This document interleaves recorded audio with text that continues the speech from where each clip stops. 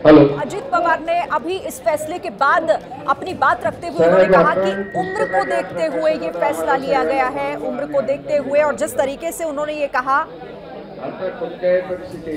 अजित पवार ने साफ कर दिया यहां पर कि वो फैसला अपना वापस नहीं लेंगे। लेकिन दूसरी तरफ देखिए, लगातार अभी भी कार्यकर्ताओं की तरफ से वहां पर लगातार ये मांग उठ रही है कि फैसला वापस लें। तो इसका मतलब ये हुआ कि देखिए, अभी मौजूदा स्थिति ये बता रही है कि कहीं ना कहीं एनसीपी में ये दो फाड़ होती हुई दिखाई दे रही है, क्योंकि यहां पर तमाम कार्यकर्ता जितने भी लोग मौजूद हैं वो ये मांग कर रहे हैं कि यहां एक बार फिर से वो अपना फैसला वापस लें, जिस फैसले का ऐलान उन्होंने अभी किया है। रौनक का मैं रुख कर लेती हूँ। रौनक, इसका मतलब ये है कि एनसीपी यहां पर बटी हुई दिखाई दे रही है, ये अच्छे संकेत नहीं है आगे के लिए?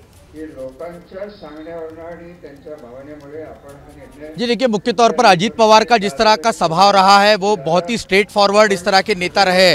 मुख्य तौर पर जैसा कुछ देर पहले जितेंद्र दीक्षित बता रहे थे कि शरद पवार अगर इस तरह का फैसला ले रहे तो वाकई में पार्टी के अलावा जो परिवार के लोग हैं उनके साथ बैठकर इस पर सलाह मशवरत पहले ही उन्होंने की है, जिसमें अजीत पवार हो, सुप्रिया सुळे हो या पवार परिवार के और भी उनके जो 2-3 भाई है उनके साथ बैठकर ये पहले ही बात शरद पवार ने तय की कि वे पार्टी के अध्यक्ष पद से अब अपना इस्तीफा देना चाहते हैं। और अजीत पवार को ये मालूम है कि सब बातें होने के बाद ही शरद पवार ने इस बात का ऐलान जो है सार्वजनिक तौर पर किया है। लिहाजा अब इस ऐलान करने के बाद पार्टी के कार्यकर्ताओं के दबाव में आकर कोई फैसला जल्दबाजी में लेना ये ठीक नहीं होगा। और इसी बात को कार्यकर्ताओं को समझाने की कोशिश जो है अजीत पवार जो है वो लगातार करते हुए दिखाई दे रहे। इसको फिलहाल इस तौर पर देखना कि एनसीपी में दो फाड़ अभी से हो गई है, थोड़ा जल्दबाजी होगा कहना, क्योंकि जो कार्यकर्ता और जो नेता फिलहाल ये मांग कर रहे हैं कि शरद पवार ने अपना इस्तीफा वापस लेना चाहिए,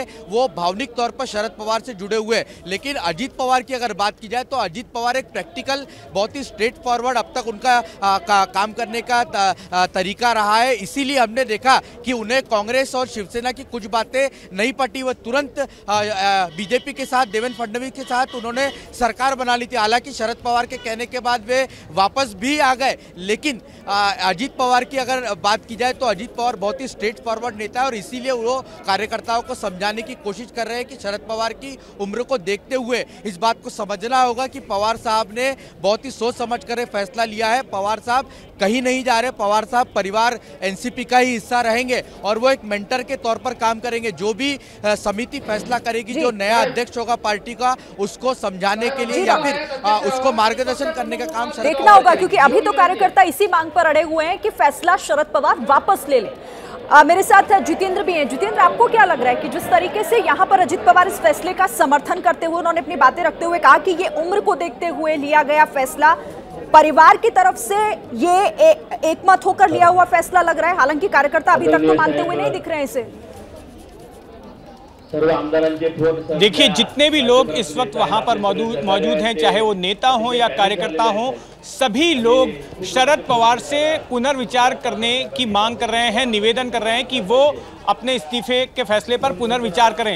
एकमात्र अजीत पवार को छोड़कर, अजीत पवार शुरुआत से ही इस कार्यक्रम में मौजूद थे और जब उन्होंने घोषणा की उसके बाद से 2 बार अजीत पवार जो है बात कर चुके हैं। एक बार उन्होंने मीडिया से बात की और एक बार अब उन्होंने कार्यकर्ताओं को संबोधित किया और एक तरह से उनको फटकार भी लगाई, उनको डांटा भी कि अब आप जो है पवार साहब से इस तरह से इस्तीफा वापस लेने की मांग जो है, रिटायरमेंट वापस लेने की मांग, फैसला वापस लेने की मांग नहीं कर सकते हैं। ये फैसला ले लिया गया है, फैसला उनकी सेहत को देखकर लिया गया है और पवार साहब अब अपना फैसला वापस नहीं लेंगे। लेकिन भले ही उन्होंने अध्यक्ष पद छोड़ दिया हो, इसके बावजूद वे पार्टी में बने रहेंगे, लोगों से जुड़े रहेंगे, लोगों से मिलना जुलना उनका जारी रहेगा, वे सभाएं भी लेंगे, लोगों से उनकी बातचीत होती रहेगी।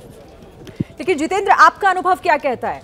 शरद पवार, बहुत बड़ा ऐलान है ये, जिस तरीके से उन्होंने अध्यक्ष पद छोड़ने का आज फैसला लिया, क्या लग रहा है आपको कि कार्यकर्ताओं की बात पर विचार करने का मूड रख रहे हैं वो, या होगा कुछ ऐसा आगे?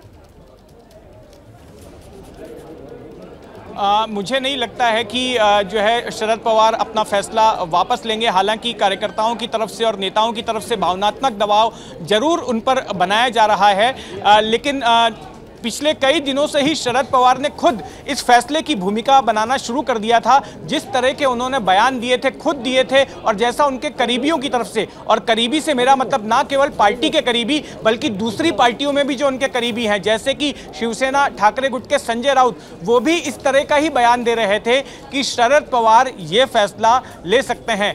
और मुझे लगता है कि काफ़ी सोच विचार करने के बाद और जिस तरह के घटनाक्रम महाराष्ट्र की सियासत में बन रहे हैं, उसके मद्देनज़र शरद पवार ने आखिरकार ये फैसला ले लिया है। और अब ये जो तमाम भावनात्मक दबाव बनाने की कोशिश हो रही है, जो बयान दिए जा रहे हैं कि पुनर्विचार किया जाए, मुझे लगता है कि इन सब के बावजूद शरद पवार जो है अपने फैसले पर डटे रहने वाले हैं। हालांकि संजय राउत ने जो ट्वीट किया कि ये इतिहास को दोहराने की कोशिश हो सकती है, जैसा कि बाला साहब ने भी एक बार कहा था कि मैं पार्टी के अध्यक्ष पद से, शिवसेना प्रमुख के पद से इस्तीफा दे दूंगा। बाद में कार्यकर्ताओं ने मातोश्री का घेराव कर लिया था और उन पर भावनात्मक दबाव डाला था। इसके बाद में बाला साहब ठाकरे ने अपना वो फैसला वापस ले लिया। लेकिन यहां पर मामला वैसा नहीं है। जब बाला साहब ठाकरे ने इस्तीफा देने की बात कही थी, तब वो मनोहर जोशी से नाराज थे। जिस तरह से तब महाराष्ट्र में 1995 में शिवसेना बीजेपी की गठबंधन सरकार आई थी, मनोहर जोशी उस वक्त मुख्यमंत्री थे और मनोहर जोशी और बाला साहब ठाकरे के बीच में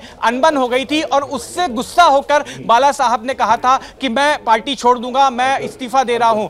तब जाकर तमाम पार्टी के कार्यकर्ताओं ने मातोश्री का घेराव किया था और उसके बाद में बाला साहब ने अपना फैसला वापस ले लिया। लेकिन मुख्यमंत्री के तौर पर मनोहर जोशी को अपनी कुर्सी उस वक्त छोड़नी पड़ी थी और उनकी जगह पर नारायण दाने को मुख्यमंत्री बनाया गया था।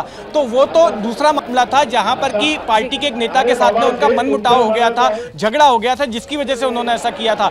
लेकिन यहां पर बात वो नहीं है, यहां पर दूसरे फैक्टर्स हैं। ये बात भी सही है कि शरद पवार की एज का फैक्टर भी एक बड़ी बात है। यहाँ पर उनके 3 बार जो है ऑपरेशन हो चुके हैं, कुछ बार वो कैंसर से कमेटी का विषय नहीं है। जैसे ही घड़ी का काटा दोपहर 2:30 पे आए, बबीता जी का दिल सास बहू साजिश के लिए मचल जाए। और ये है इनकी बहू, पूरे दिन ऑफिस की टेंशन हो जाए गॉन जब ये करें अपना फेवरेट शो फ्री टाइम पे ऑन। इनकी तरह आप भी देखिए अपना फेवरेट शो अपने टाइम पर और डाउनलोड कीजिए एबीपी लाइव ऐप अपने स्मार्ट टीवी पर।